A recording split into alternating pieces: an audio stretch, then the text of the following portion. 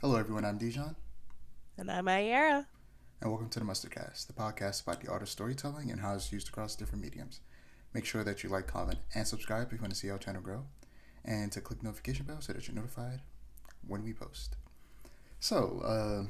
After 2 more weeks of researching and listening to people much more knowledgeable about the situation than I am, I feel like we just can't be quiet about this subject, especially as things get worse, and I just learn more about it. Palestinians are being massacred, and currently our government is siding with the oppressors, with Mm. Israel, and it's very disheartening. And I don't want to let this momentum that's built up over the past few weeks die down, and for it all to just be forgotten again. And just leave people to suffer. Despite how small our audience is, I feel like it would be wrong for us to not even attempt to reach out to the people that are listening, and to put you all down the path of understanding this conflict and attempting to help in any way that you can. I was gonna say there's more than one way. Like, even because I see a lot of people like, oh, I can't afford to donate, or oh, I can't XYZ. There are more ways to help out than financially, and by not or assuming that you don't have the resources to help when like time is also just as precious as money is like it's not helpful. So like do your research, find out ways to help that aren't monetary, like donate time, donate things that you have that you don't need, something. Don't just sit around doing nothing because you don't think that what what you have isn't going to make an impact, if that makes sense. Thoughts are kind of scrambled, but you get what I'm trying to say, I think. Yeah, every little bit helps. Yes, yes, yes, yes. But yeah, what media have you But been consuming? all right. Saw the FNAF movie. Talk more about that during TV and film. Gotten real heavy back into Blasphemous, trying to finish it. I have one and two now. So that's fun. I forgot how hard the game was. The desecrated cistern sucks. I hate it. Just that whole area is terrible. Um, Started a movie called Dave Made a Maze last night, and I'm enjoying it so far, but I didn't get to finish it because I fell asleep on it. Uh, What is that about? it's about this guy who like has this habit of like starting projects but never finishing them, and he builds a maze or labyrinth in his own words in his living room, and the labyrinth is way it's made out of cardboard, and it's way bigger on the inside than it is on the outside. And like the movie's very humorous, but then also there's like this really unsettling element hidden underneath all the humor where it's like the maze is organic and it keeps growing. There's something in there with them that's not human and killing and eating people. It's a whole thing. That sounds wild. And it's a wild movie, but I'm enjoying it so far. Like an hour in, if that. But like I said, I'm enjoying it so far. Other than that, though, I haven't really been doing much. Oh, I've been playing a lot of World of Horror recently because it recently came out of early access. It's in its 1.0 version now, and I am enjoying the hell out of it. So great. I'm sorry, could you repeat that? I was looking up Dave Made a Maze. No worries, no worries. Yeah, World of Horror recently got its version 1.0 update. So it's out of early access and it's a full game now. And I've been playing it recently, and it's been fantastic. What kind of The game is it? game was already great in early access, but now seeing the finished product, I'm like, yes, and I can't wait to see what comes next. Yeah, what kind of game is it? It's it's hard to describe. It's like aesthetically, it's like Junji Ito meets like old computer games, and gameplay wise, it's an RPG in a sense. There's like stat checks and whatnot. You're trying to investigate mysteries going on in your town, caused by an old eldritch god that's reawakened, and like everything is like nothing seems right, and the old god has like effects on both you and the townspeople, and there's a lot of like occultism and stuff like that. It's definitely a very interesting game, but it's not for everybody because the gameplay can be kind of complex, even for me. But if art like a management game with RPG elements sounds like it tickles your fancy, I'd check it out. Okay. Yeah, that's it for me though. Yeah, for me, I've been listening to The Riddler, Secrets in the Dark, a Spotify audio drama. Spotify has a lot of really good DC audio dramas. Two of the ones I've listened to were Batman Unburied and Harley Quinn Sound Mine with Hmm. Christina Ricci, Wednesday Addams from the 90s Addams Family movies. Voiced Harley Quinn in that, and it was really good. And Riddler Secrets in the Dark is actually a sequel to Batman Unburied, where Winston Duke, the M'Baku from Black Panther, actually voiced Bruce Wayne and Batman in that. His Batman voice wasn't Ooh, great, but his Bruce Wayne was cool. Um, but yeah, it's been real good so far, man.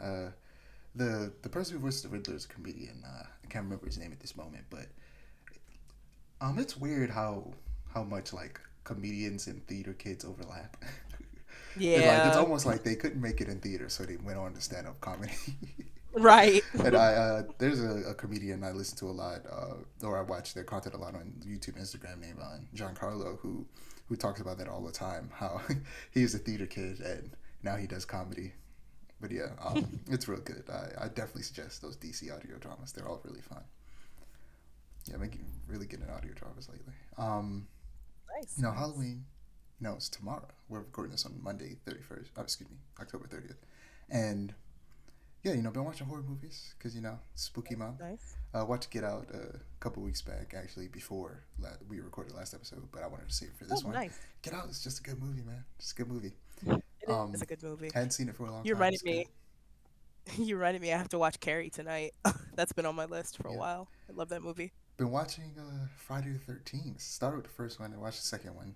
It's so good. In the second one, it's sad because like every character in part two is very likable.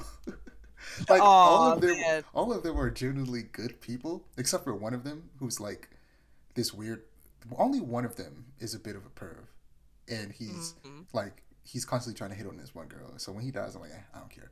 But everybody else is so likable, and then like most of them die, and I'm like, dang, that sucks. Very much sucks. They don't usually make you like characters this much in horror movies, and this is an old horror movie. This is a horror movie from one of the movies that solidified the genre of slashers. Right. Right.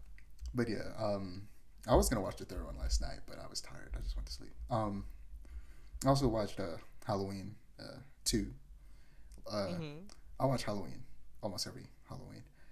But I hadn't seen anyone other than the first one and the remakes in a while. So I watched the second one for the first time in a long time. And I Hmm. think over the course of the next few Halloweens, I'm gonna try and watch a new Halloween every Halloween because I haven't seen them all.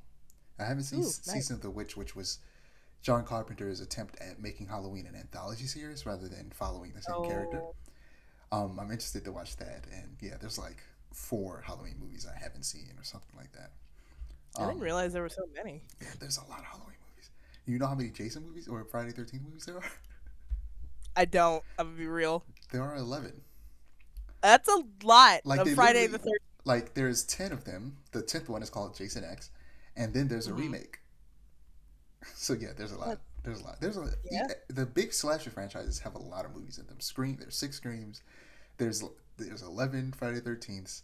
I don't remember how many Halloweens there are, and there's just as many Nightmare on Elm Streets. They all have like at least almost a dozen films. I feel like with Friday the 13th, they should just go for it around 13. I feel me personally, that's what I would do. Yeah, and well, they're never gonna stop. What is it? A24 recently bought the rights, or no? They tried to buy the rights, but I think someone outbid them. I and Oh, I hope they get a chance to make Friday the 13th movie because as they make a lot of indie films, so financially they aren't doing great. So they wanted to get a big franchise and make a movie that's right. guaranteed to make a lot of money. But now someone's trying to outbid them, and it's like, bro, let A24 make a Friday the 13th Have this. movie. Yeah. I want an A24 Friday the 13th. Goddamn, it's been so long since we had a Friday the 13th movie because the rights were being fought between two of the creators for years. Mm. It's a reason why the video game got shut down. Oh, I didn't know that. Yeah, so yeah, I really hope somebody gets the rights to do something with Friday the 13th, because it's been so long since that remake. We need some new Friday 13th. And I think they need to make a sequel to the game, because Mm, I yeah. just It that was game. popular Yeah, too. it was, and it has the potential to be even better. Yeah. But yeah, I also watched The Thing, a movie I had been avoiding for a very long time, and that reason being is because body horror freaks me the hell out. And it's weird because in video games it doesn't bother me. The type of body horror that freaks me out is old school practical effects body horror. Yeah, that's Is like the worst kind. extremely creepy to me. It doesn't bother me in like Resident Evil, which I have been playing a lot of Resident Evil 4 lately. Um, but in The Thing, it just creeps me out. But also, it's a good movie. It was great. But also, after watching it, it makes me want like a proper The Thing multiplayer game that's like Among Us, Mm. but in 3D That would be so and lit. possibly in first person. And the way I imagine it working is, you can call what is it called when you like bring everybody together? Like you hit the red button. Emergency Yeah, meeting? you call emergency meeting. You can call emergency meetings, after a certain period of time. And what happens is you everybody votes on who they think the thing is, and then they test that person's blood, and you find out like they do in the movie. They like put a hot rod in it because they're weak to fire, and Right. if the blood reacts, because essentially every single cell of the thing is its own organism, so the blood like turns into a monster. If it reacts, then you know that person's the thing. But it's not Right. like.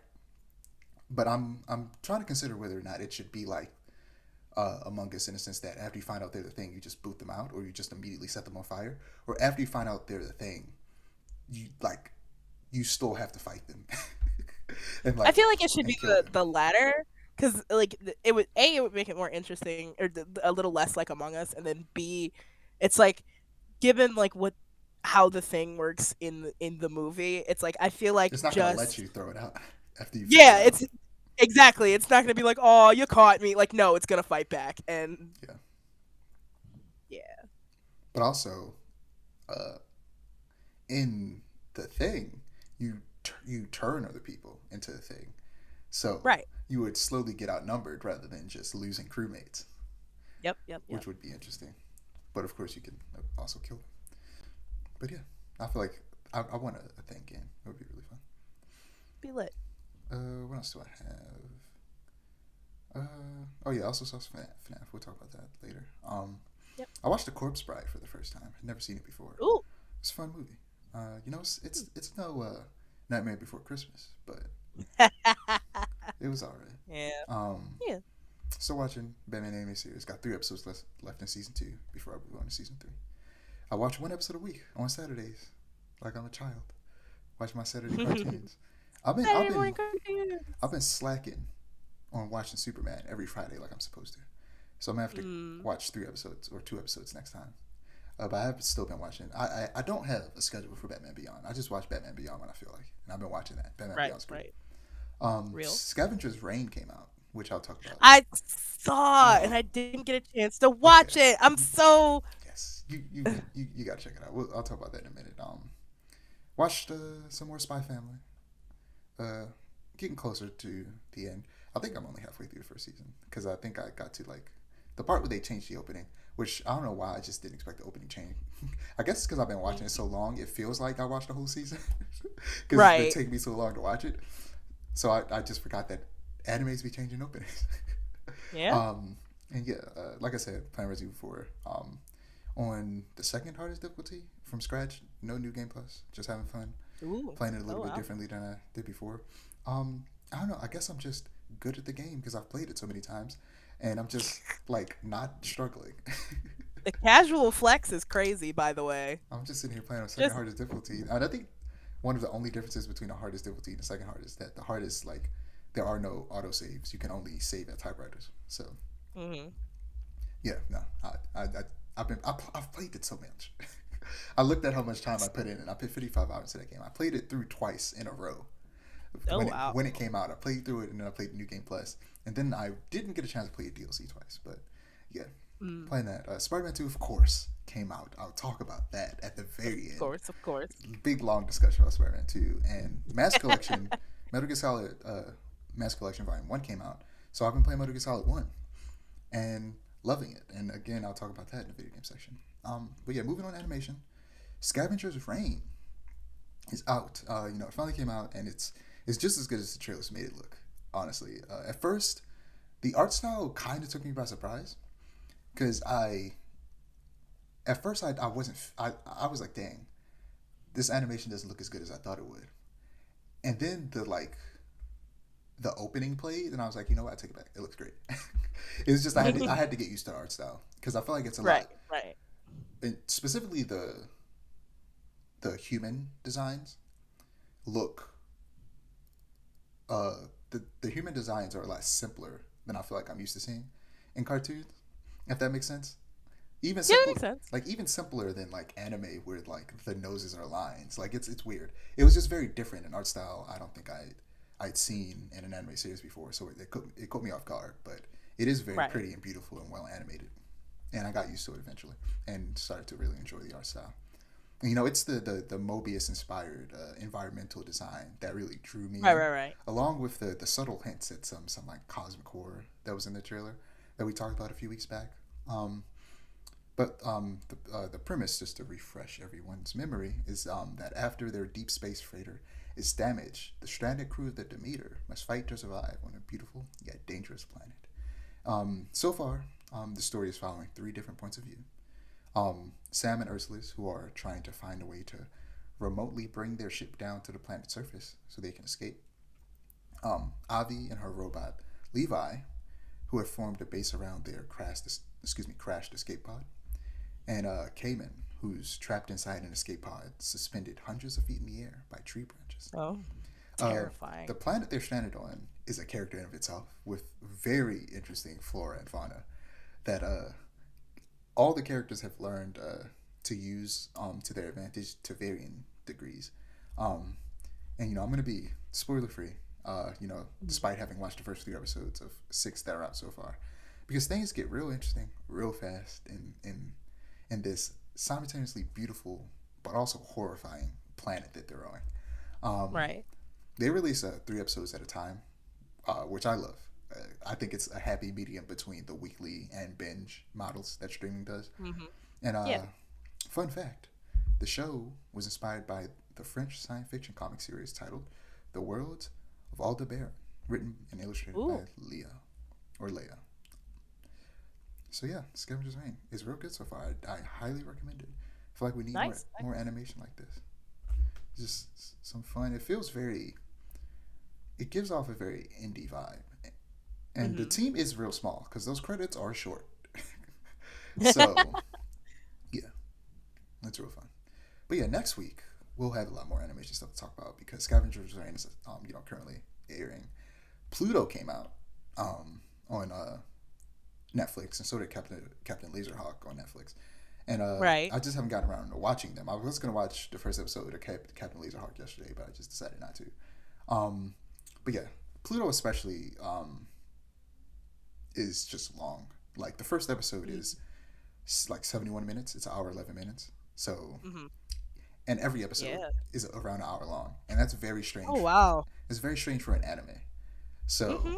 yeah, it's gonna take me a while to finish that. So Yeah. Real. that's why I didn't watch it yet. But Real. That's real. first episode is a movie, and there's 8 episodes. So Mm. yeah, it's gonna be a while. Well. Yeah. Yeah, moving on to comics. Read the most recent Superman issue where Superman discovers that Lex is kept a prisoner beneath Stryker's Island penitentiary for decades, and Lex is struggling to live after he got shanked in the last issue. Like Oh. him getting stabbed was so random and out of pocket for that comic, bruh. Who stabbed them? Because what happened was Superman had just fought Silver Banshee, who Hmm. her main power is this sonic scream, so his hearing is damaged, and he's having a Right. good night out with his wife Lois and his best friend Jimmy Olsen and his girlfriend who is Silver Banshee. So they're all chilling and hanging and went to like one of her concerts, and Superman's having a good time because his hearing is damaged, so he no longer has super hearing, so he's enjoying being able to just not hear like the constant humming of stuff going on in the background all across the world. Right. Right. Right. Meanwhile, he can't hear that Lex Luthor is being shanked in prison Well, and dying. It was hilarious the way that they showed it. It was so wild. But yeah, Hawkgirl, Hawkgirl and Galaxy go to Gotham after Batman discovers a clue about Hawkgirl's new enemy, Vulpecula. And Steelworks still discovers that the energy source that he's been using to revolutionize Metropolis has been messing with the Superfam's powers and causes his fiancee, Lana Lang's powers from her Superwoman days to return. I've been meaning to go back and read the New 52 Superwoman comics, where Lana Lang, one of Superman's former love interest, mhm. of which a lot of them have the initials LL, by the way. Um, That's interesting. I feel like it's on purpose, but it definitely is. Um, like there's at least three. I forget the third one, but of course Lana Lang and Lois Lane. Um, right. but yeah, that's interesting that those powers come back, and I want to go back and read the comics where she first had them and where we're using them. Also Mm. reading World's Finest Still, Batman Superman. Work together to stop Jax Ur, a Kryptonian criminal that escaped from the Phantom Zone after Phantom Zone rifts started opening up across the world and pulling in civilians, which is very sad. Because the Phantom That's Zone, scary. yeah, it's a prison. Nah, because I would be mad as hell if I'm minding my business and then suddenly space prison. Yeah, Like, suddenly extra dimensional prison. you're like what? That's such a wild thing to randomly find yourself in. No, for real. And what is it? Alfred also got sucked in. It was funny. Oh, Alfred. Um, but yeah, I'm reading Vixen: Return of the Lion. Getting around to finally finishing this comic. I started it a while back. It's only 6 issues, so I've been Hmm, starting to actually try and finish it. It's Vixen's only solo run. She's a relatively well-known and popular character amongst comic fans, but she doesn't get the respect she deserves. In the greater DC media, as one of right. DC's premier black superheroes, their second black woman hero. The Hmm, first being the Teen Titan Bumblebee. right. Um, but yeah, get around to finishing that up. I read the latest Green Arrow issue where Green Arrow is reunited with Parallax, the evil entity that took over his best friend Green Lantern Hal Jordan's body long ago and attempted to take over the universe. Um, and he's just a guy with a bow and arrow. um, Real? and last but not least, Gotham War Red Hood. I could not care less about this event. I really don't like DC events. They suck. They happen too often. Um, I just wanted to see Nicola Kismesige's art because it's so good. I haven't read a lot of Red Hood stories, but Hmm. this is how I've always imagined him to be in my head. He in this comic he takes an extremely aggressive and violent approach to crime fighting, but he doesn't kill people like he did in like his first stories when he rose from the dead as Red Hood. But from my Right. understanding in the comics, they keep going back and forth on whether or not he should kill. But I think that this comic strikes the perfect balance that every Red Hood comic should. Hmm. He's very much against guns and killing now, but he will ruthlessly beat a criminal within an inch of their life or permanently cripple them to keep them off the streets. Ah. Red Hood is basically all of those Batman memes where he beats you up for like parking over the line. That's Red Hood. Red Hood is actually that. He is those Well, Batman memes. He will break your leg for not holding the door for an old lady. mm, And I love it. that's so Red Hood's great. insane. So insane. I have a comic thing to talk about. It's really brief. Hoseki no Kuni chapter 102, I want to say 102 or 101. Just dropped like a couple days ago. It's insane. The main character Foss dropped the hardest line of all time I've ever seen in a manga. It was peak. And it is once again on hiatus until spring of next year. When in spring, we don't know, but it's on hiatus. There's a there's a saying in the fan base because there's like a couple chapters back. One of the main antagonists was like, "Have a pleasant 10,000 years," and everybody's just been posting that one panel in regards to the hiatus. And like we're not surprised because Hoseki's like on hiatus every 3 months, but it's just like, dang. After it started getting good again, because it was starting to be mid. But yeah, yeah. Y'all are here like Hunter x Hunter fans. Yup, yup, yup. It, I feel for them so The, severely. the difference is this person doesn't sound like they have a significant other who also draws and wrote a very popular manga that could potentially draw their manga for them. No, it's just Ichikawa. She's not lazy necessarily. It's just like I don't know. She just is constantly on hiatus. The most recent hiatus that we came off of was like she does these like authors corners in every chapter, and she did one when she was like I got a PS5 and then went on hiatus, and all of us were like Damn, that's crazy. She really And it's pulled the classic calling off work the day a video game comes out. but for like a month, That two is months crazy. actually. She was like, y'all not Yeah, gonna see me for a while. I just got this yeah, PS5. I'm about to go play Persona. no, for real. And then Hoseki no Kuni already releases monthly. Like it doesn't. We don't get a chapter every week. We get one every month, if that. If the Ichikawa feels like it. Uh, Hey, I think the start only. reading American Hmm, comics. They only release comics monthly. They don't release them weekly because that is ridiculous. Japanese comics should not be releasing weekly. you're right. That's why You're those right. artists are dying. That's why she took Yeah. that break because she's Yeah. killing herself. You're right. You're They right. should You're be right. releasing monthly like American comics does. It hurts, but it has to happen. Honestly, It it's does. annoying that manga comes out every week because I'm like, God damn it, I gotta try and keep up with it. Right. It's like Because all the shit I have to catch up on. if I fall 3 chapters behind, I'm gonna have to pay for the subscription, and I don't want to do that. Right. Right.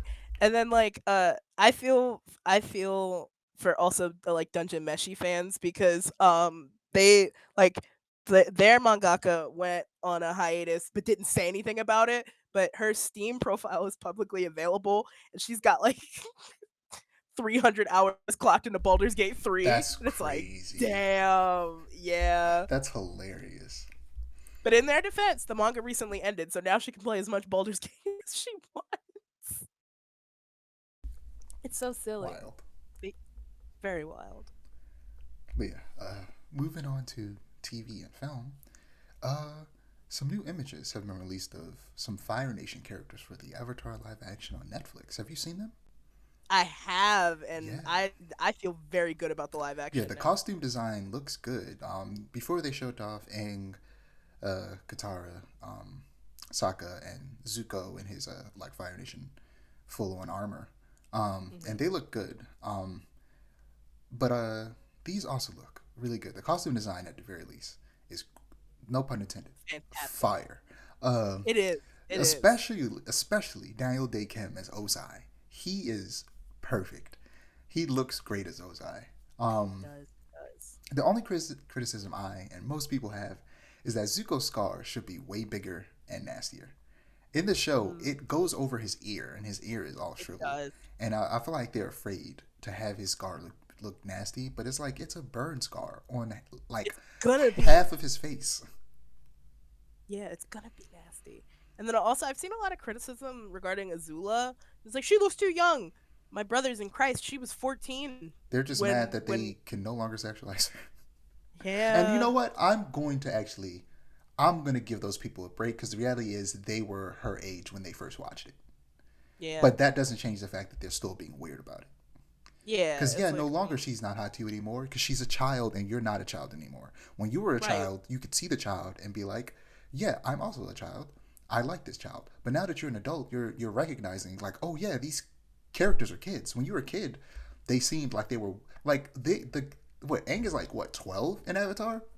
I think so. And, Yeah. like, Katara is like 14 and, Zuko is like 15 and so is like Sokka.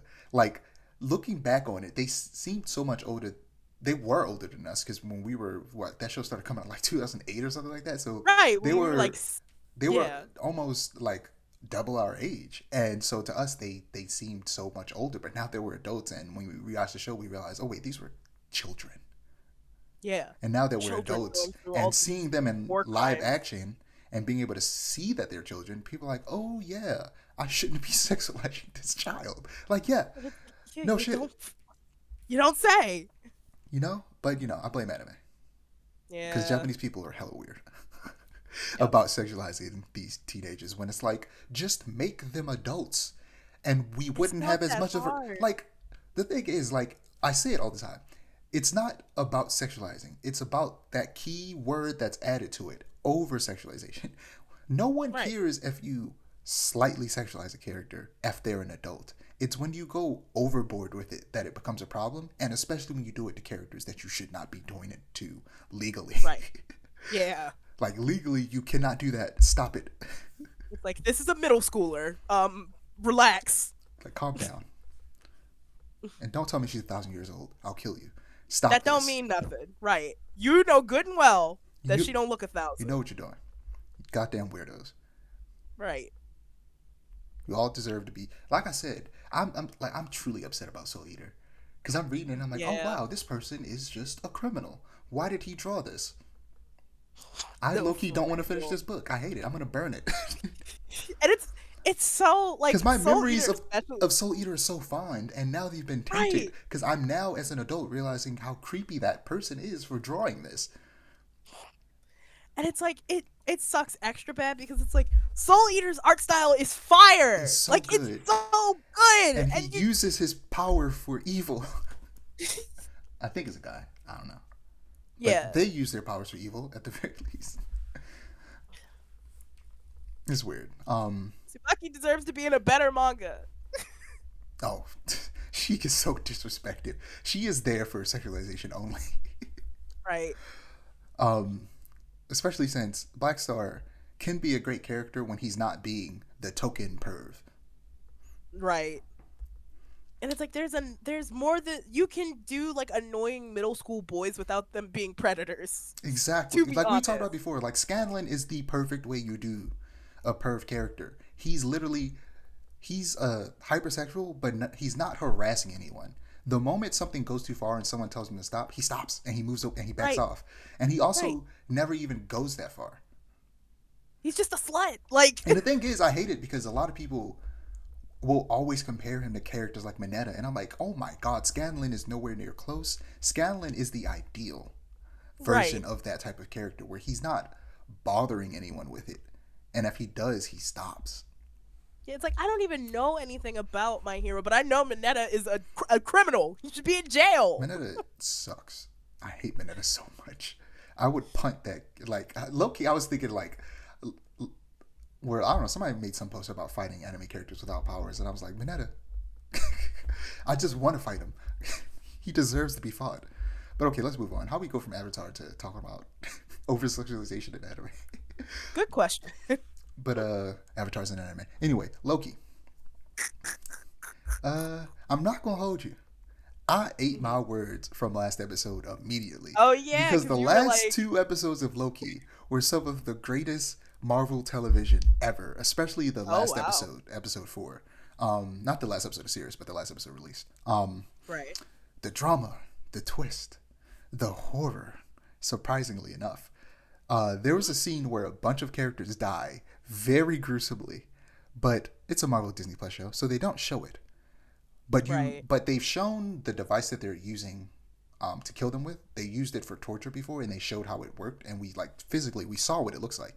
So now we don't need to see it because we know what it does, and we can hear the squelching of bloody death, and we see one character's face as it happens, like contort in disgust. It was very effective.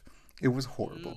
Also, the music it's good. The music in this season is just as good as it was in the first season. That was always one of the best parts of the show. The music's real good. I do still stand by my opinion that they don't utilize Loki to his fullest extent, despite his name and him being a god with all these magical abilities. You know, he mostly just supplies a very familiar and likable face. And Tom Hiddleston delivers a great performance. I feel like it's not that Loki doesn't add anything to it, because I feel like I definitely said that before. That's not necessarily true. He adds to it. He's good. Tom Hiddleston does a great job as the character, and it's because of that this show is so good. Or it's a part of the reason the show is so good. But I still don't think they use him as well as they could. Right. But now, after, this last episode, I'm willing to let them cook and, see where they go from here. Especially with, Loki and his magic, because they did explain that the TVA headquarters has magic dampeners. And, just because you have an explanation for it doesn't mean that I like it. But, I'm willing to see what they do with him and hope that after they teased at the end of the first season how powerful he could become, that he actually starts doing things with his magic. Right, like this is the man that turned in genuine Norse mythology. This is the man that turned into a horse because there was a lady horse that he liked so much. Yeah. Yeah, and I'll leave it at that. He also in Marvel Comics he is he is non-binary and routinely or there's I forget there's another word for it, but he routinely just goes back and forth between genders all the time. Right, But yeah. Moving on to wasted potential. Five Nights at Freddy's. Yes. So I was not planning on seeing this in theaters. I was just going to watch it on Peacock since it released there the same day. But I Right. got invited out to go see it with a friend who I hadn't seen in literal years. So I went to see it with them and some of their friends. And these critics are tripping because that was easily like Oh, for a four, real. maybe like a 4.5 out of 5 movie right there. It was good. Good On movie. Rotten Tomatoes, it has a 25% critic score, but it has an I think. 89% audience score. And I think.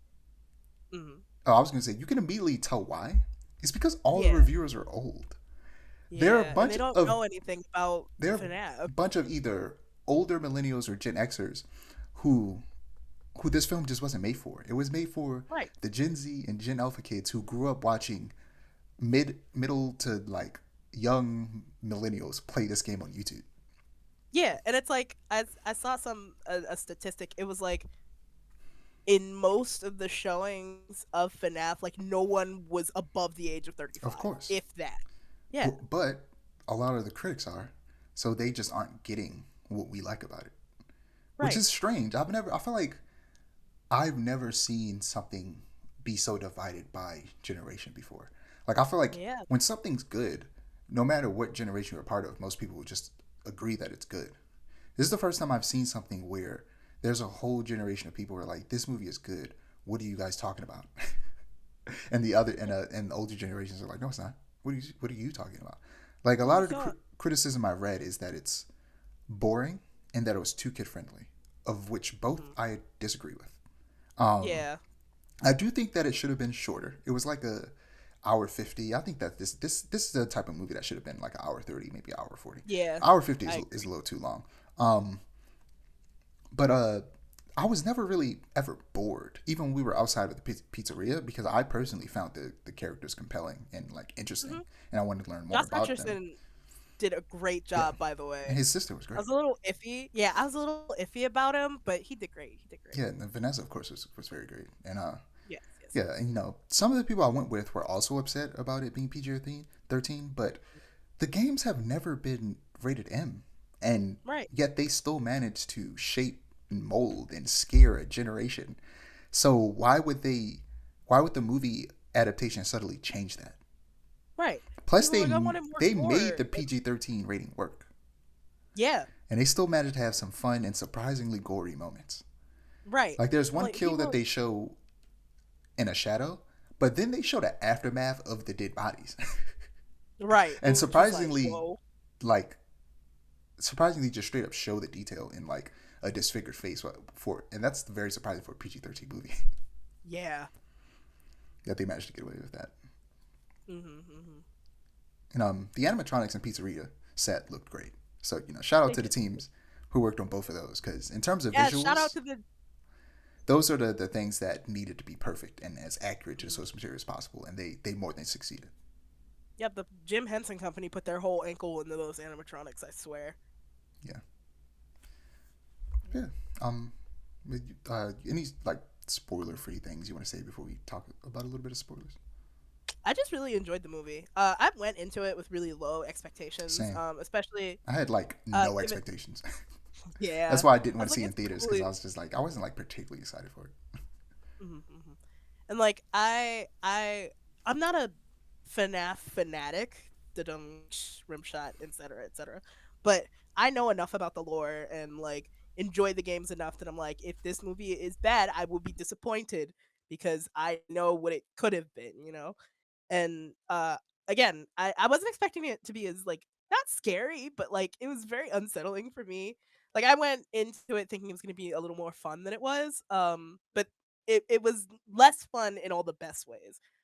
There were some moments that genuinely like terrified me. Uh and my friends, because I went to go see it with a group of friends also. My friends were laughing at me because they're like, "It's FNAF," and I'm like, "Well, oh well, I'm scared, so shut up." But yeah, I had a great time seeing it. It's a good movie, good fun. Yeah. Getting into some spoilers. Spoiler alert. Make that clear right now. Spoiler alert. Yep, yep, Um, yep. I did not expect for the animatronics to be so chill Yeah, after they it was discovered listen. that they have children's souls in them. It was a very neat twist on what we'd usually expect. They were Mhm. like they were real chill after that. They were just like, oh, we're children inside of giant robots, but we're still Yeah, children, and that right. was It's like very I would surprising. chill with them. I would chill with them, high key. Yeah, Matthew Lillard was as great as Uh we all knew he would be.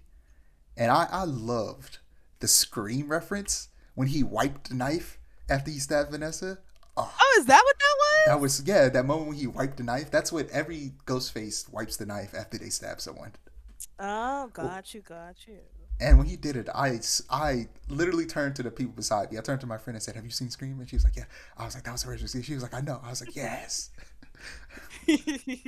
I did that same thing, but with like when there were like little nods to the games themselves and like the lore. Like it was me, my girlfriend, and then a friend of mine from college who lives in like West Virginia, and she came down to see us. And I'd be like, I'd like shake my girlfriend and be like, that's from," but like really, really quietly. And she's like, "You're so excited right now," and I'm like, "Yeah, yeah, Yeah. I knew that Corey Kenshin was in it because he was in one of the trailers, but I had right." no idea that Matt Pad would have a cameo, and his Yeah, cameo was when hilarious. in my showing, when he appeared on screen, like there was a groan that rippled throughout the theater. And then he was like, "That's just a theory," and ran off. And I'm like, "You've got to be kidding me." What people It crying was for? Matt so Pad's cool, but Matt, that's cool. It was so silly. yeah, it's sad that the king of Five Nights at Freddy's That's himself Freddy's. couldn't make a cameo, but hopefully he'll Yeah, pop up in the second one because he was busy yeah. around the time they were shooting Well, that. But yep, working on his own movie. I'm excited for Iron Lung, by the way, just to derail a little bit. yeah, I only I love heard the about it game. as I was talking about. Man, I'm surprised he's not in it. And then one of the people I went, said that he was working on the movie, and I was like, oh, that's cool. Yeah, yeah, yeah, yeah. But yeah, That game is great. what was I gonna say? This movie made more money opening night than Mario did, I and it know. definitely won't make as much money as Mario did, but it'll definitely seems like it'll make a lot and more than enough to greenlight a sequel. So Yeah. I'm Oh, so, they greenlighted one oh already. yeah, I'm It's in excited production. to see where this franchise goes in Yeah. terms of the big screen. Also, it really surprised me that they went with I don't remember if the ending is from FNAF 2 or FNAF 3, but like the idea of Afton getting spring locked in front of all it's 2. It's 2. Yeah. With like the spring locking in front of all the children's souls and all that and them watching over him, that's from FNAF 2. I was surprised to see them go for that ending instead of like something else. That's not to say I didn't like it because I definitely did. FNAF 2 is my favorite, so I was like, yeah, that's so nice to see. But yeah, it was like, wow, that's a surprise. Yeah, I'm very interested to see where the story goes. Honestly, Same. and Excuse me. I wonder how they're gonna do the story of like somebody like buying the rights to Freddy Fazbear and like reopening different locations and how they work that into the story. Right. I can't wait to see what they do with Fazbear Frights, the location from FNAF 3. Cuz first of all, that phone guy is my favorite. Like he's so radical and silly, and I can't wait to see how they do him. And then also like just the idea of it, like none of the other animatronics, no, none of the other anything. It's just you, Springtrap, in the building. Like that FNAF 3, while the gameplay may not be solid, it's always had like it's always been the scariest to me because it's like I don't know, just the concept of it is terrifying. So it's like I hope that they work a little bit more of that But like into it. in the lore of the games, is Mm. Vanessa his daughter? No, but he Okay. does have a daughter. Okay, so they changed that because when Vanessa showed up, I was like, what? She's showing up in the first movie. This character from the Right. most recent game, who was a Game? security guard, Yeah, it's like, what are we talking about? now she's a cop. Like, yeah, that was very interesting. This is weird. Yeah.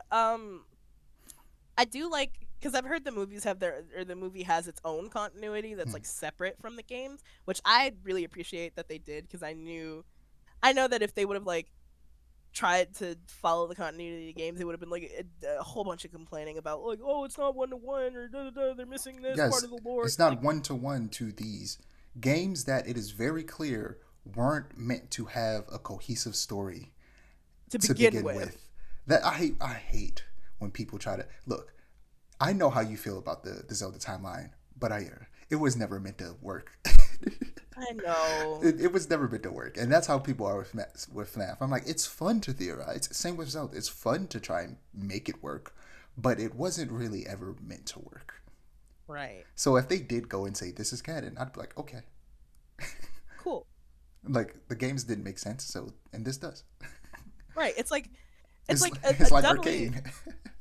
yeah, doubly so because like there's a game in the FNAF continuity where it's like it's not even like the whole premise of it is that it's a eternal hell dimension that William Afton lives in and is forever subjected to like torture. Like That's the wild. game's so it's so insane. It's what game is it? Ultimate Custom Night. That's the lore of that game. You are William Afton, forced to relive his crimes over and over and over again for all eternity. Yeah, Matthew Little was so good as He Afton. was so good, so Yeah, I good. wonder Like if I saw he'll the just be the voice when he shows up in the other movies, or if he'll actually still be in the suit. I hope he'll still be in the suit because his physical acting was just Yes, as when he good as walked the out yeah. like hunched over, it was hella creepy. It was good. That it was so creepy. I was like, the rest of the animatronics I wasn't really scared of. I was like, oh, It's they're because they kind were of nice, and yeah, like they're you, chill. you made them immediately less scary when they started being nice. Right. It's like, oh, just they're babies, But then like when it was so good, Yeah. so good. And So it's like I saw the twist coming from a mile away. It's like who didn't, but yeah. it doesn't make it any less like amazing. So in what's the most recent one called? Security breach? Yeah. So I know Yeah. that game was kind of unfinished when it released, and like I don't know, I haven't kept up with it since I watched like Markiplier play it a while back, Hmm. and I know they added some DLC and they fixed some things Yep. because I know like Yep. early on, once you got to a certain point in the game, you couldn't save at the save spots anymore.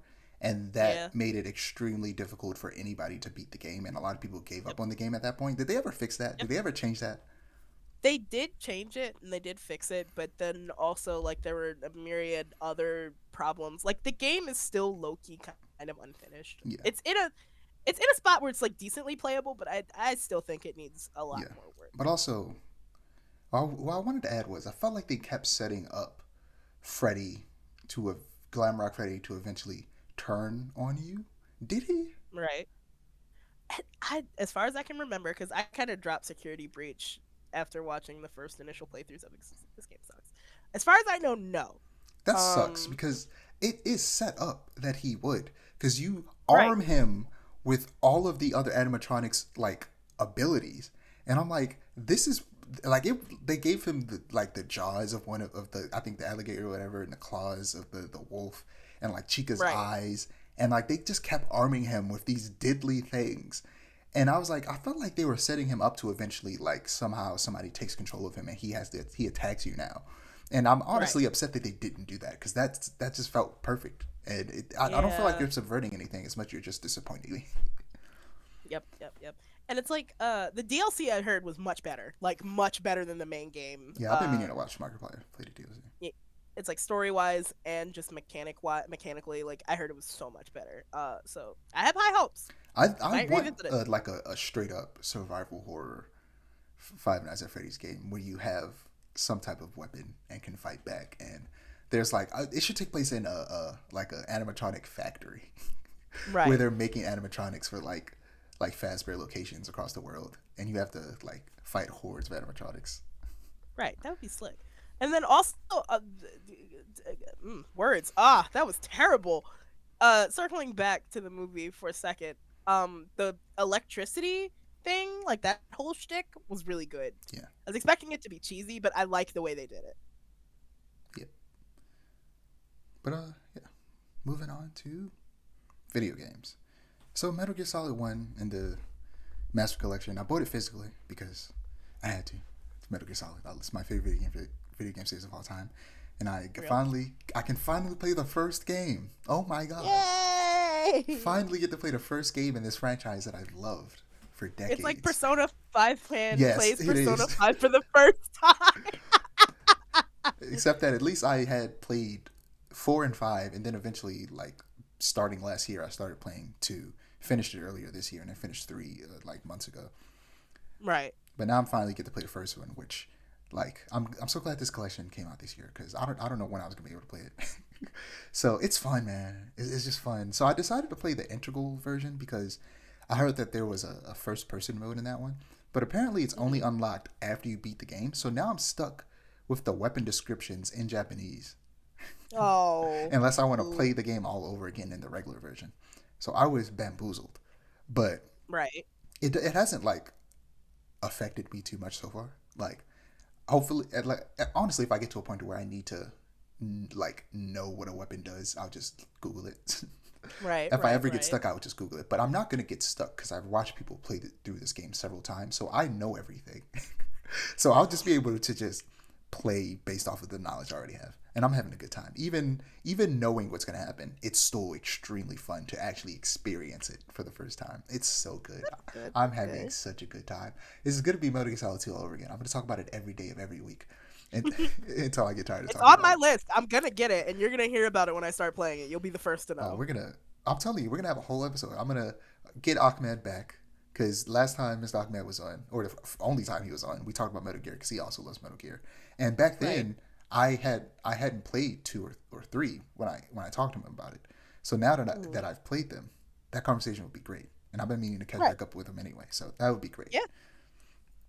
Very great. Very great. But yeah, the day after the Master Collection came out, Xbox had a partner preview showcase. And towards the end, they showed off in engine, Unreal Engine 5, footage of Metal Gear Solid Delta Snake Eater. Oh And yeah. it looks so good. And I don't even got to ask you if you saw the trailer because I showed you the trailer in person at work. I was like, you're watching this trailer right now. Right now, you sent it to me on Discord and then showed it to me at work. Yes, That's I how I did. knew you were serious about that shit. It looks so good. And it does. Like It from does look a really good. purely visual standpoint, because this was just to show off this was mostly to show off Unreal Engine 5, but also to show us a little bit of the game. And honestly, it got rid of any worries that I had, if I'm being real. Real. They showed the tiniest bit of gameplay of him aiming down sights and sneaking around, and I think grabbing an enemy. And they showed a lot of the animals, which it's not called Snake Eater for no reason. You eat animals. That's a core gameplay element. Like in every other Metal Gear game, you have rations, and rations will restore your health. In Metal Gear Solid 3, there is no way to just there is, but it doesn't. I think you don't get it till way later in the game, or like 2/3 through the game, where you unlock life medicine, which actually you consume it and it increases your health. In this game, you can't just consume an item that increases your health. You have to eat like rations and animals and different types of food to increase your stamina, which goes down as you exert yourself. And once your stamina is increased, your health will start to automatically regenerate to a certain point. Oh. So you can't just eat something and a chunk of your health like goes up.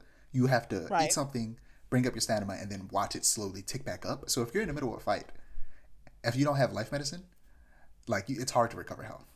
And it's meant to be that way because this is the earliest game in the timeline, despite being a remake of the third game.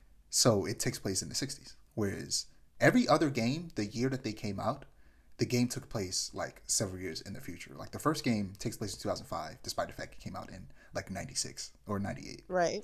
Or I think it was 96. And was it Metal Gear Solid 2 came out in 2001, but it takes place in like 2008 or something like that. Or yeah, something like that. And Metal Gear Solid 4 takes place in like 2014. So yeah. But this is the one of the few games. Well, Metal Gear Solid 5 also takes place in the past, but Metal Gear Solid 3 was the first one to actually take place in the past rather than in the future, like a lot of the other games do.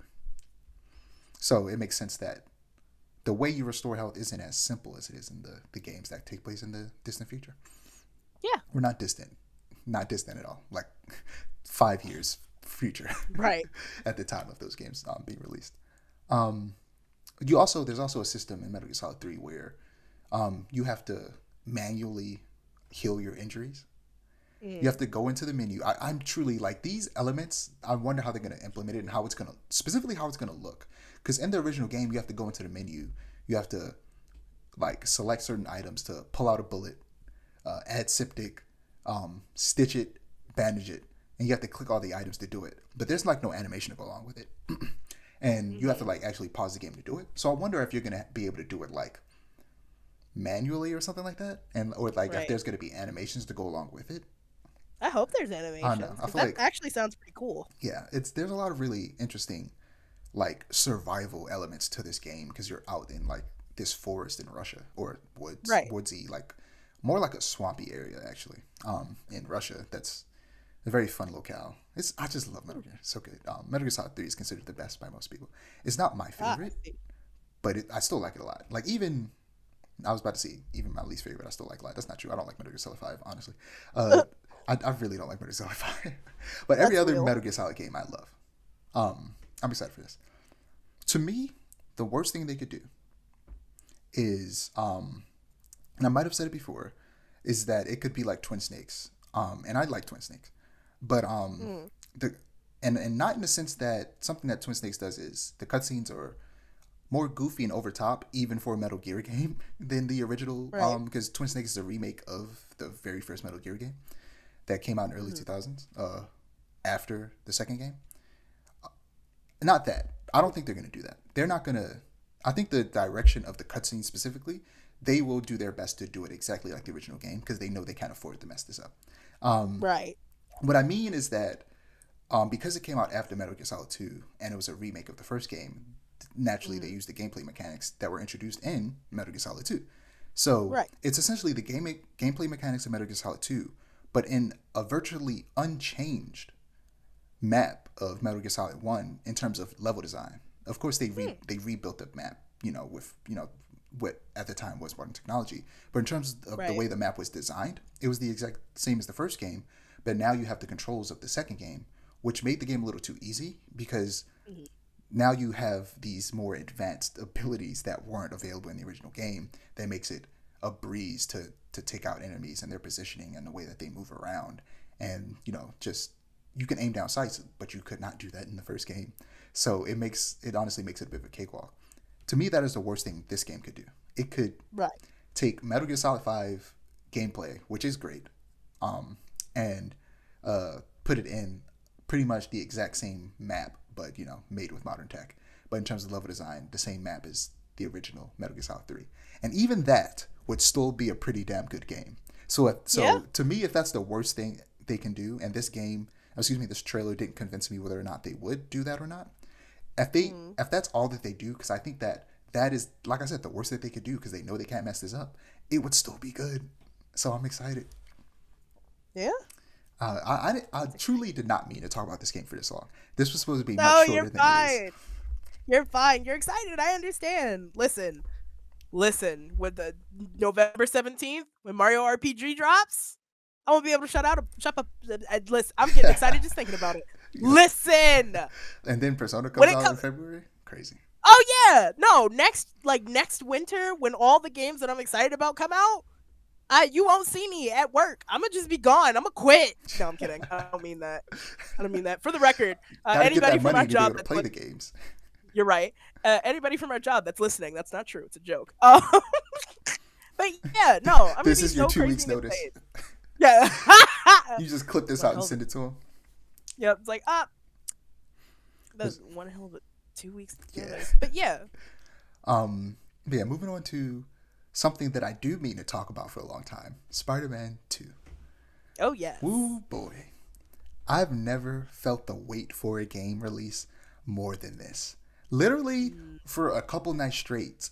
The main theme of the game, that was like the theme for the game was released early.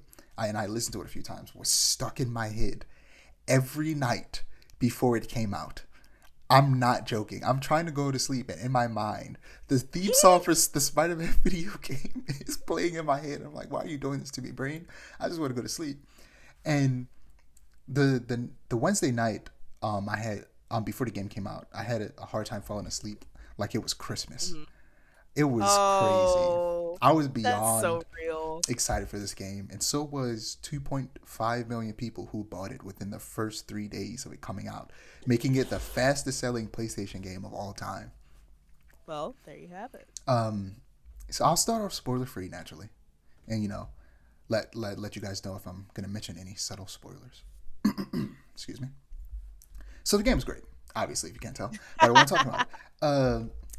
I platinumed it in 3 days, and Wow. beat it in around like 30 hours.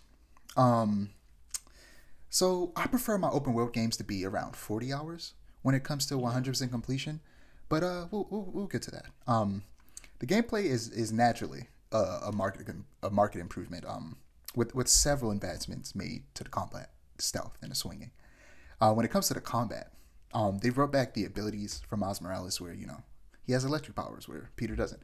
So they give you the ability to use four different abilities that you use by holding. What is it? You know what? I think the controls were different in Miles Morales than they are in the second game. So I'll talk about that Oh. later, actually, because I don't remember what they. It might have been L1, it might have been R1. I can't remember. But yeah, they slightly changed how they work, giving them the ability to recharge and charge up faster as you attack the enemies. And also, they gave Peter some abilities tied to his iron spider legs that he has. And of course, the symbiote later on in the game. Right. With stealth, they made it easier to move around areas with the ability to make a web line, which is essentially like a tightrope that you can Ooh. put almost anywhere so that you can stealthily take enemies down from above. Um, it's also so much easier to re-enter stealth if you get caught with Peter, who can't just turn invisible like Miles can. So in the Right. first game, once you got caught, you just had to fight everybody. But Dang. in Miles Morales, they fixed that because Miles can turn invisible. But now in this game, Peter can run away and hide and re-enter stealth if he wants. And you're also no longer forced to either to do stealth. It's always an option. You can always just fight everybody if you want Cool. to. Except for the MJ missions, but we'll get to that. Hmm. Traversal, so good. It's so good. The two biggest changes made is the speed of traversal, and of course the addition of the web wings. You swing so much faster in this game, it's insane. And you can upgrade the swing speed, which makes it way faster. And I thought it was insane that they would want me to upgrade how fast this game swings when I'm already barely in control of how fast I'm swinging now. But eventually Right. got used to it, and I upgraded it, and it's real fun. And the web wings basically turn this game into Superman, especially when you fly through the wind tunnels that allow you to glide longer and faster. Hmm. Gliding is real fun. But the two unsung heroes of the traversal are the web slingshot and the loop de loop. The web slingshot allows you Ooh. to attach a web from each hand to any surrounding objects wherever you are, pull back and launch yourself forward into the air. And it's real good for uh, getting that initial speed necessary for you to glide longer and faster. Right. But also the loop de loop, essentially, you can dive down and attach a web, and you'll spin in a circle, and then Hmm. shoot forward, and essentially allows you to keep your momentum while also allowing you to move faster while you're swinging. That way, you don't have to stop. Because with the web slingshot, you have to stop and then do it. So this essentially allows you to do something similar, but without having to stop moving. Right. Uh, but yeah, the traversal is just so good. The score is great. Harry's theme and the music that plays during the very final boss is they're real good. I've been listening to them like all week. Nice. John Nice. Pisano did a great job once again, and has me listening to the main theme on repeat and hearing it in my sleep. But yeah. And finally, the story is good. I love how they handle the symbiote arc and what they pull from some more recent Venom solo comics to make the third act extremely hype. And Craven was a far more interesting villain than he first seemed like he'd be. But the story has one major flaw that kept it from being great. And it was a big one, honestly. Mm. And that's that it sidelined Miles. It's Spider-Man 2. Dang. You got two Spider-Men. But it didn't Right. feel like it. Oh. In this universe, like you can switch between Miles out in the open world, do whatever you want, do side quests. But outside of like the main story, Miles was virtually unseen.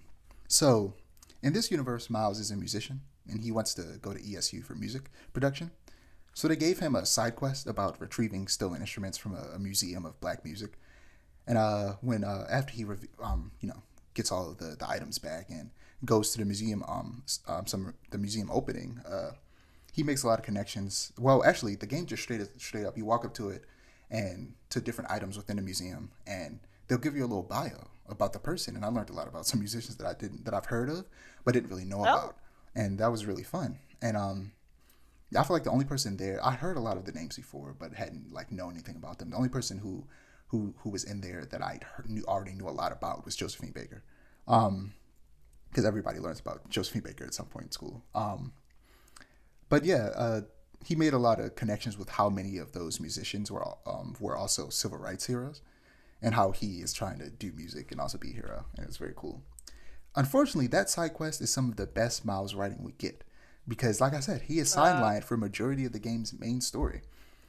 He has two things going for him in the story. He's having a hard time writing his college essay because he's about to graduate high school, and the supervillain who have you seen do you care about spoilers for the very first game? Not really. Okay, the supervillain who killed his father escaped prison, of which only one of them has an interesting conclusion, but even then the build up to it sucked. So as seen in all of the marketing, the game is dealing with the symbiote and Venom, which enhances the negative emotions of its users. So Peter is naturally going to be an overconfident asshole for like a decent part of the game. The thing is, I think that they could have easily tied Miles into the whole corrupting force storyline without giving him the symbiote. And here's how I think they could have done that.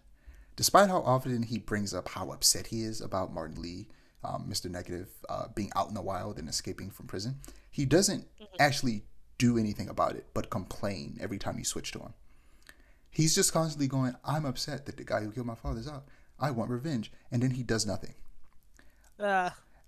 Miles' story missions should have been him hunting down Lee behind all of his friends and family's back and being uncharacteristically violent in the process, like brutally beating criminals and who have a connection to Lee to find out where he is, pushing away the people closest to him in his pursuit, and ignoring school and the things he's supposed to be doing, and overall just losing his way over anger, grief, and vengeance, all without the symbiote, tying it back into the symbiote, where Miles is essentially going through the same thing that Peter is, but he doesn't have an alien enhancing his emotions. This is just him. He's just angry. Mm-hmm. And when Miles does eventually find Lee in the game, it's after Lee is captured by Kraven and then Miles is captured by Kraven. I would have had Miles have a confrontation with Lee before that, which eventually leads to both of them being captured and having their boss fight. And in between all of this going on, I would have Miles see how Peter is acting with the symbiote and hate it, but not realize that he's literally acting the exact same way. Until his final confrontation with Martin Lee, where Lee uses his powers to essentially kind of infiltrate Miles' mind and kind of help him kind of figure out who he is. That wasn't his intention. He was kind of just trying to mess with his head. But in the process, Miles, of course, fought back and, realized the person he was and all that, and that decided that he didn't want to murder a man. Right. And they could have done that, but also in the process have him realize how horrible he was being in the process of trying to get revenge. And I just felt like it was just such a missed opportunity to tie Miles' anger directly into Peter's anger with the symbiote. And Miles literally did a lot of nothing. He was basically a glorified sidekick this whole movie, despite the fact that they keep trying to say, you're both Spider-Man. And I'm like, Miles ain't feeling like Spider-Man because he's not doing nothing. Right. Um, Another thing I didn't love was the return of the Mary Jane stealth sections. They're better, Mm. for sure, but still unwelcomed. Ah. For me, it's a matter of either going all the way or not doing it at all. They're Mhm. not a core part of the game's mechanics, so they feel out of place. But if they found a way to better incorporate the way the spiders do stealth with MJ's way of doing stealth, I think it'd feel Mhm. better and more natural. In the first two games, there were gadgets made specifically for stealth. So if MJ had some of those and they were a core part of her stealth, like it was a core part of Spider-Man stealth in that first game, I think that would be dope. The gadget selection in this game is unfortunately much smaller. Oh. Um, while your abilities in this game, you activate your abilities by holding R1. Again, I think I got that wrong. I can't remember if it's R1 or L1 for some reason. I think it's L1. You hold Hmm. L1 and you press one of the face buttons, square, triangle, circle, cross. Um, Mhm. and then you hold R1 to use one of the gadgets. Right. Again, it might be the other way around. For some reason, I can't remember, even though I just played it last night. Um, the key difference is that you get 8 different abilities that you can swap out between the 4 different Mhm. buttons that you use for those abilities, but you only get 4 gadgets. And I think simplifying the way that you deploy the gadgets was smart, but decreasing the options for the gadgets, I'm not a fan of that. Yeah. Um, especially since there's no longer any stealth specific gadgets like they were in the first game. Um, Right. but they did introduce, like I said, the new web line for the spiders to walk across above enemies' heads and stealthily take them out. And I think they should Mhm. have also had MJ utilize that in somehow, in some type of way, to at least add some more, to keep the flow of the game, making you feel like a spider person, kind of. Um, Right. I've grown to like this MJ. Still not the big fan of MJ being a reporter. I feel like it's the lowest lanification of Mary Jane, where Mary Jane, like a lot of superheroes have reporters as girlfriends. The Right. Flash, Superman, Batman has dated reporters. Like there's so many characters as reporters, and there are a lot of superheroes who also have dated actresses. The difference being is that, eh, as far as I know, most superheroes who have dated actresses, that character is not their final love interest. Mary Jane is the rare Right. case of the actress being a character's final love interest, like the person they ultimately end up getting married to and having a kid together. And I feel like that Mhm. always made her such a different love interest to most other superhero characters who are just dating reporters. So making her a reporter, I felt like just kind of made her boring. But I've grown Yeah. to like this version of NJ, and I want her to be an active part of the story. But if she's going to be an active part of the gameplay, I need her to not interrupt my Spider-Man power fantasy. I'm here to be I'm here to be Spider-Man, not a reporter with a taser, Right. okay? So I think finding a way to use Spider Tech to bring her gameplay more in line with everything else would do that Mhm. and make her missions feel less like they're taking the fun away. I definitely dread replaying the game because I haven't replayed it yet and doing those missions again because I just don't care. I don't want to be Mary Jane. Stop making me play as Mary Jane unless you're going to give her spider powers. Then I'll gladly play Right. as Mary Jane. Because the problem is, there of course is a lot of sexist people who are just upset that they have to play as a woman. Right. But then there's people like me who is just like, I like Mary Jane. If she had She's great. powers, I'd gladly play as Mary Jane. But she doesn't, so get her the hell out of my face. The suit selection for Peter in this game is abysmal. Miles Oh, has so I've some heard. Miles has some great suits, and the alternate color options that they added for each suit or almost every suit was a dope inclusion. But Peter is missing most of his iconic suits from the first game. So Dang. unfortunately, all of the suits from the first game did not make a return. I do understand that probably would have been very time consuming to implement. So I don't Mhm. begrudge them not doing that, especially since I hope that some of them will be added in updates. But a lot of the suits he does have are the crappy MCU suits that nobody wanted. The only MCU everyone 100% wanted was his suit from the very end of the third Spider-Man movie, which was like a return to his classic look. Right. And most people loved the very first suit he wore in Civil War and Spider-Man: Homecoming. But no one wanted them to add the version of his suit from the third movie that's literally just his suit turned inside out. Nobody needed that. Nobody wanted that. It's stupid. Um, we also get 3 Spider Verse suits for Miles. We get the version where he brought the costume from that store that Stan Lee was working at. We get Mm-hmm. his final costume from the first movie, and we get his new costume from the second movie, which is dope. I really want that costume, man. It is great. Right. Uh, but we only get one for Peter, and it's one that wasn't in the first game. So in the first game, they had comic book Spider-Man Noir, but now they have Spider-Verse Noir suit, but not the comic book Mm-hmm. version in the second game. But they don't have his just full on like straight up Peter B. Parker Spider-Man suit from Spider-Verse, which is Interesting. upsetting. So which something that'll be a really cool suit is that in Miles Morales, and it's back in this game, you have a suit where you have a cat in your backpack, and Mm. it also incorporates into like your finishers. The cat will help attack, and the cat's name is Spider Man. It's a bodega cat, and the dude named the cat Spider Man. And Oh, it's yeah, that's so it's a cute. cool suit. It'd be cool if they had a Peter suit where he has from Spider Verse where he has Mayday and the little baby holder on his chest. Right, That would actually right. be a really cool suit. It would be. It would be. Child endangerment, but it's okay. She Ah! has powers. Um, yeah, hopefully a lot, if not all, of the suits from the first game will be added eventually. Yeah. Insomniac has already shown that they listen to the fans, so I honestly expect them to eventually add all the suits back. Um, Yeah. Another thing they should start doing in regards to the suits that the Guardians of the Galaxy video game did is credit the artist who created each suit and which comic it debuted in. Right. So they don't necessarily have to go as far as Guardians did, where when you go through the menu to change the different Guardian suits, they give you a whole bio about the suit, and then they say Mm. what comic book the suit debuted in, who drew it, who designed it, who wrote that story. Um, that's all they need to do. That last part, they don't need to necessarily give a whole bio, but at the very least, credit these amazing artists who designed these suits. Um, Right. but yeah, the next thing I'm gonna talk about are some light spoilers, but spoilers nonetheless. Truly, I'm trying to think. How much do you care about spoilers? I don't. Good. Okay, I'm gonna start off with some light spoilers, but then I'm gonna get into some big old spoilers in a second. So, we talked about how Prototype is the Venom game that everyone's looking for, but I also Hmm. just want a Venom game, especially after playing this. With Venom now existing in this universe, I and a lot of fans want a Venom spin-off game in the vein of Miles Morales. Real. For me, my ideal Venom game would have two Venoms, just like Spider-Man 2 has two Spider-Man.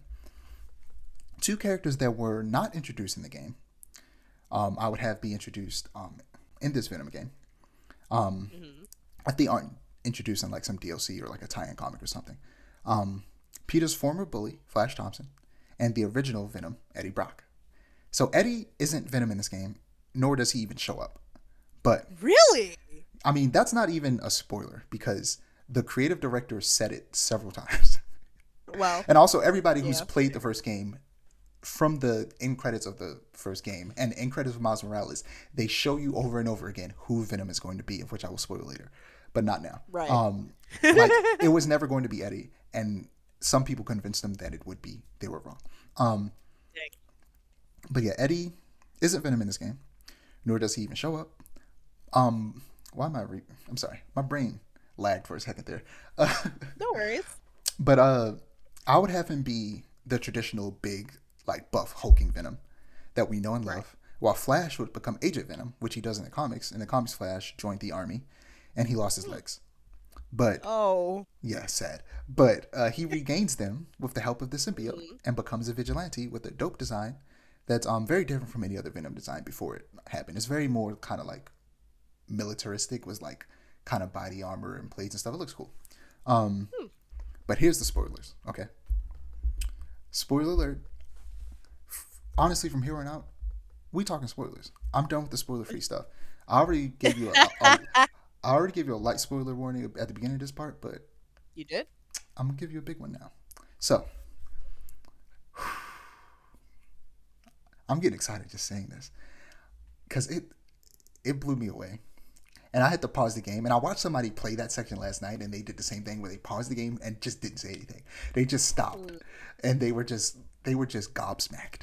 And it happened to me when it happened, and so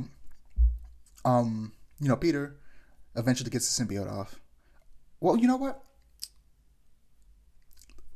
Let me talk spoiler free for a second before I get to that. Okay. Because I didn't talk about, no, forget it. I'm gonna keep talking about spoilers. And as I talk about spoilers, I'm gonna talk about boss fights. The boss fights in this game are incredible. Nice. They're so good. That opening Sandman boss fight, amazing. He literally moves across part of the city as this giant sand monster as you're chasing him. It's so good. You have Mysterio's in the game. You fight Mysterio. That was great. Lizard boss fight, which was in like all of the trailers, is also really good. The Craven boss fight was incredible and very hard at first until like that boss fight forced me to get good at the parry because they added a parry to this game, and there are certain attacks that you can't dodge. You have to parry, and yeah, Craven forced me to parry because he kept killing me.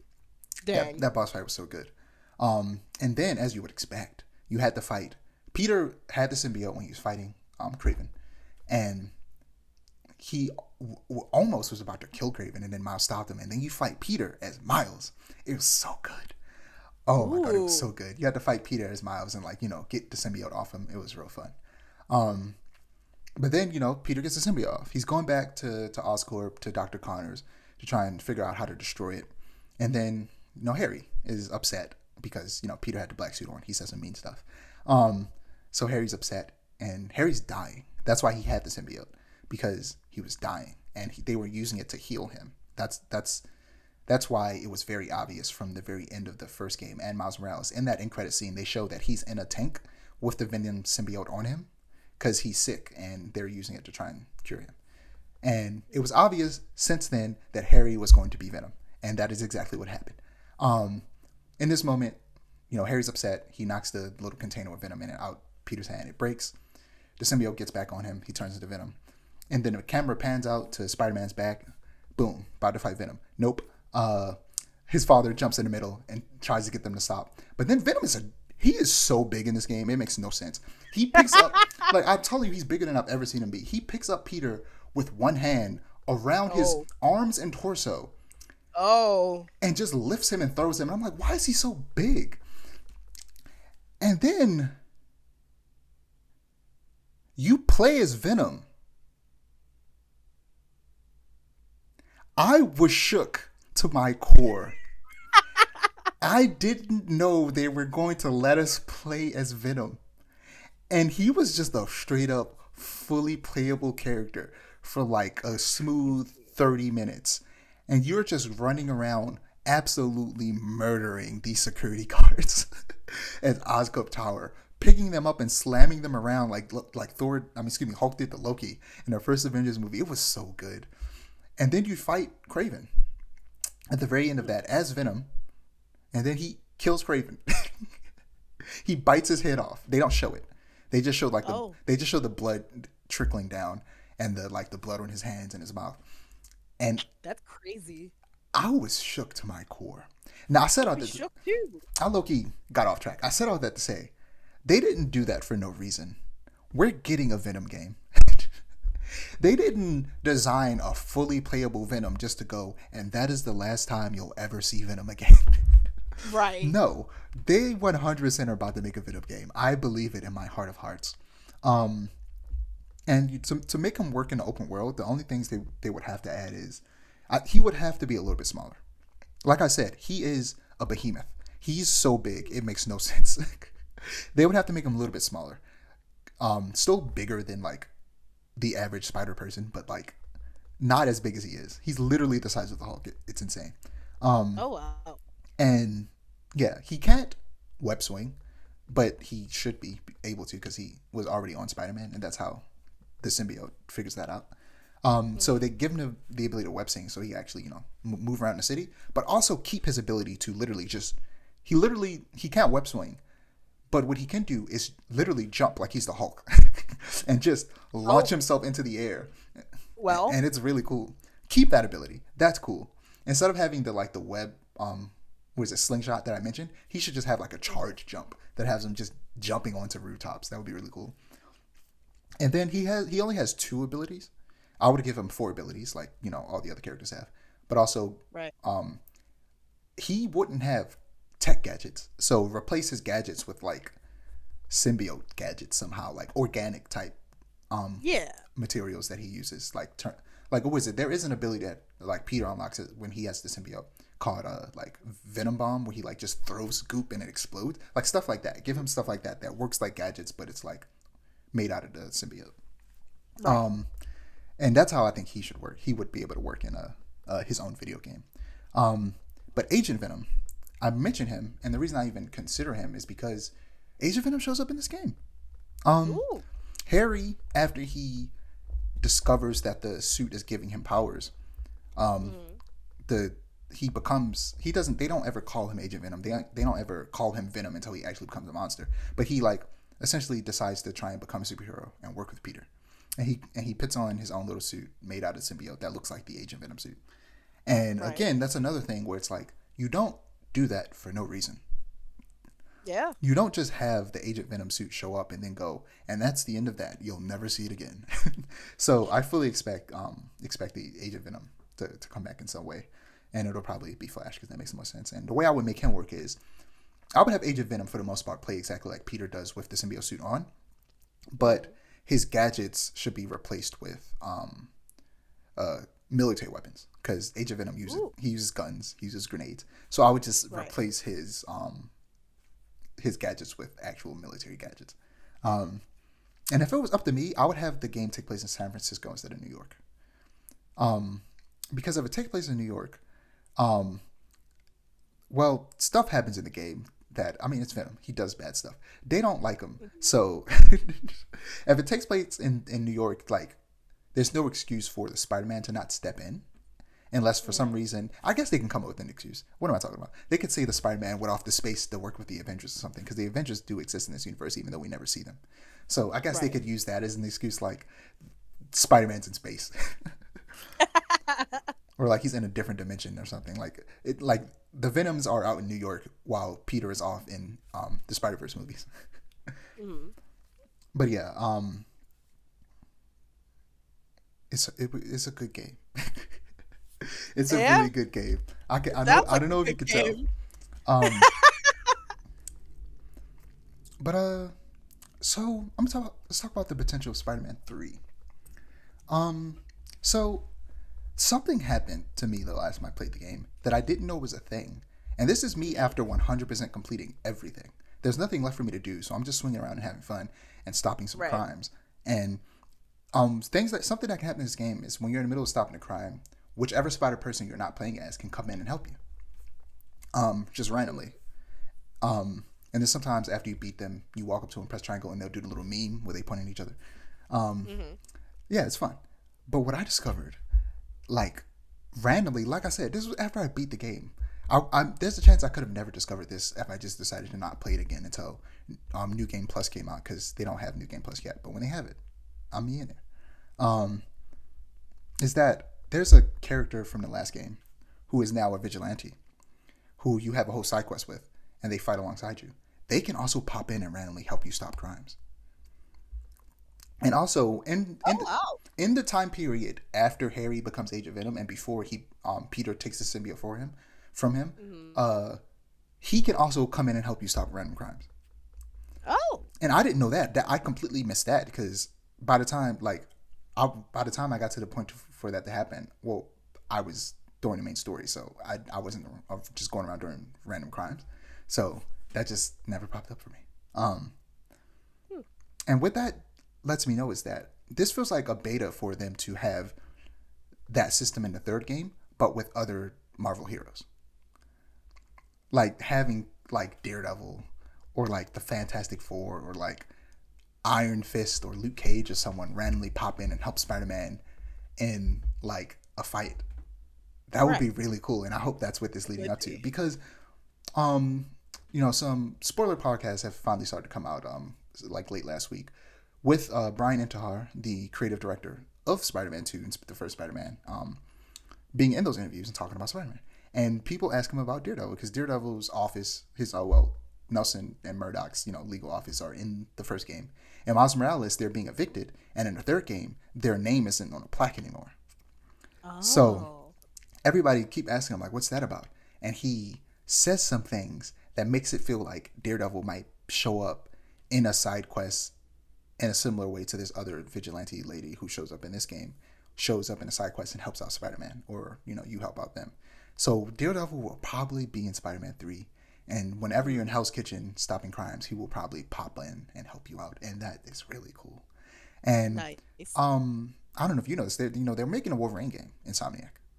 I didn't know that. Yeah, I do. I don't know how you didn't know that. That was, well, I actually did because they showed a teaser trailer a while back where it was literally just a person sitting at a bar, and it said Insomniac, and I was like, oh, it's obviously Spider-Man 2, because this was before Spider-Man 2 was announced. It was actually Right. Spider-Man 2 was announced in that same like PlayStation showcase, but it was like later in the showcase, Oh wow. and everyone was like, well, obviously it's Spider-Man 2 because we know they're working on Spider-Man 2 because they said that. Right. So a person walks up to him, and he just pops his claw. Well, we see his arm, and everybody sees his arm, and we're like, well, obviously that's Wolverine. Is Wolverine going to be in Spider-Man 2? And then it just says Wolverine. I was like, oh, they're just making a Wolverine game. It's not Wolverine is going to make a cameo in the next Spider-Man game. No, Wolverine is just getting his own game Getting his own game from yeah. Insomniac, which is going to be dope. Hopefully he's rated M. Yeah. Because it hasn't been confirmed if it will or not. But, I mean, Right. come on. It's Wolverine. It gotta should be. Yeah. It's got. And I keep forgetting that you're a big X-Men fan. So, I'm a huge X-Men Yeah. fan. That's the one Marvel property I'm real into. Yeah. I hope Jubilee's in it. Smiley face. yeah. They never put her in anything, and it makes me sad. She was I in know one her movie, powers are and she didn't do it. Right. Again. She's in one movie and then the cartoons, and that was it. And I love Jubilee. She's my favorite. I hope they do more with her someday. But yeah, I'm excited to see what they do with this because it's going to take place in the same universe as Spider-Man. So I wonder if they're going to try to like make other games in this universe. That would be cool. Because they just make good superhero games. They do. But I don't know why my body makes me want to burp every time I'm on this podcast. But also in the end credits, they show a character that will 100% be in the third game. Well, obviously they showed the character. Why would they not show up again? It would be weird if they were like, "Here's the character," and then they never showed up again. Right. But they're teasing that his mom's dating someone, right? And I was afraid that his mom was dating Carnage. Oh. Because I got spoiled that Carnage was in the game, but not as like his symbiote self, but like the person Cletus Cassidy who becomes Carnage. I got spoiled that he was in the game and that they were teasing that he was going to be in something else. A lot of people are assuming he'll be in some type of DLC story. I think that if they're going to do the Venom spinoff game, Carnage will probably be the main villain of that. But there's also a chance he could be the main villain in the DLC as well. Yeah. But he is in the game, but he has nothing to do with Miles Morales. I was so afraid because he's just a murderer. That's all he is. He's a murderer. So he's just a murderer who ends up getting a symbiote and becomes a worse murderer. Oh boy. So I was afraid that he was dating Miles' mom, and I was like, this is going to suck. Right. They're probably about to kill Miles' mom. But no, it was this random Asian dude, and then they said his name, and I was like, huh. And then he was like, oh yeah, and this is my daughter, Cindy. And then it all clicked into place. Cindy Moon is a character named Silk, who is one of the many spider people in the Spider-Man universe. So we're finally gonna get a woman spider person in this next game, a spider woman, if you will, which is the word I probably should have just said instead of a woman spider person. Woman spider person is Good crazy. Woman spider person. We're gonna get a spider woman in the next game. And her debut is wild. The person who wrote it has apologized several times for it. Where initially she was like as over sexualized as you can get for a character when she first popped up. Not in terms of design, but in terms of story. The story was Silk actually got bit by the same spider as Peter at the same, like on the same day at the same like trip that they had. They both got bit by that spider, but she got captured and like experimented on or whatever. But then eventually she escapes. And for whatever reason, there's this weird, like they're relating it back to like spider stuff, like the way spiders work. There's this hormone that whenever they're around each other, they gotta have sex. And that was that was her character for when she was first introduced, was whenever she's around Peter, she just wants to have sex with him. And they do. And it was weird. And the writer has gone, I'm so sorry. I was just a horny man. At least he admitted it. Yeah, he admitted I was just writing my horny little Spider-Man story. and I'm so sorry. And since then, the character has been not that, and a lot of people like the character, and That's they're good. obviously not going to do it in this movie. It'd be wild if she walked in and was like, "Hey, Miles, let's have sex." That'd be crazy, especially since his girlfriend is standing next to him. But yeah, she's going to be in the next game as a spider person, most likely. If I had to Nice. bet, Lit. she'll probably get bit by a spider in the DLC. And then, when like by the time the third game comes, we're gonna have 3 spiders in Spider-Man 3. But yeah, it was fun. Oh, actually, one last thing before I wrap up. I was hoping Okay. to finish this podcast in an hour, but we're at hour 36. Um, Spider-Man's so just that good. since every character has their own little abilities, Peter has the spider arms, Miles has the electricity. But what will Cindy have? Here's my idea. I really wanted Peter to have web constructs. Like he does in the older Spider-Man games, where he makes like giant fists and hammers out of his webs. I wanted him to be able to do that in this game, and I felt like it was kind of teased in the last game that that was a possibility because the villains in Miles Morales, the enemies have this thing called programmable matter, where they can like make weapons, it's kind of like nanotechnology, where they can just make technology out of thin air. Uh, And I was like, he could use that with his webs and make like a giant fist and use that to do cool stuff. But he used his arms. But I'm like, okay, now that he has the spider arms, Silk mhm. can have the spider constructs, and they even further kind of make it feel like they're gonna do that because at the beginning of the game, Peter literally or Genki tells Peter like, oh yeah, you still have those 3D printers in your web shooters, right?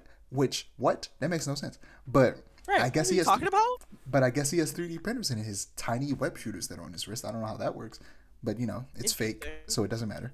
Um, and if you can't make a giant fist out of that, what can you do? you know. Right. So I think she'll Right. probably have web constructs as her abilities in the third game. And yeah, I'm just excited for that third game. Very Well, more excited. I'm excited for a Venom game. I needed it. I needed it in my life. And Mm-hmm. can't wait to see what that Wolverine game looks like. Now that they're not working on Spider-Man, or I'll take it back because they're probably working on DLC. So never mind, they're still working on Spider-Man for sure.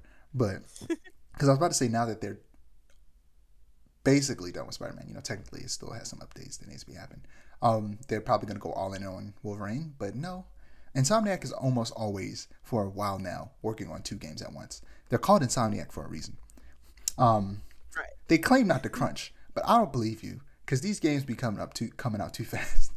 They Right. really made Spider-Man Miles Morales and Ratchet and Clank Rift Apart at the same time. And then you gonna tell me you work on Spider-Man 2 and Wolverine at the same time and y'all getting sleep? Nah, I don't believe you. Nah. Nah. But yeah, that's all I got. Game's good.